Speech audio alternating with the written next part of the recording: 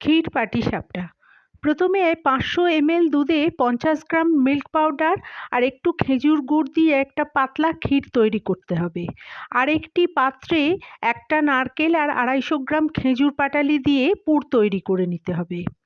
বলে নিতে হবে 300 গ্রাম চালের গুঁড়ো, 100 গ্রাম ময়দা, 100 গ্রাম গুড়, 100 গ্রাম দুধ আর পরিমাণ মতো জল দিয়ে সামান্য নুন দিয়ে একটা ব্যাটার তৈরি করে নিতে হবে।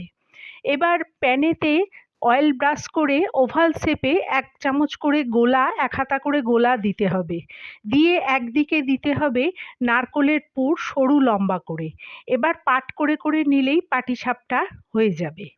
এবার ভাজা পাটিসাপটাগুলোকে একটা বোলে পর্যায়ক্রমে দিয়ে তার উপর ক্ষীর, আবার পর্যায়ক্রমে পাটিসাপটা, তার উপর ক্ষীর দিয়ে ভিজিয়ে রাখলেই রেডি ক্ষীর পাটিসাপটা।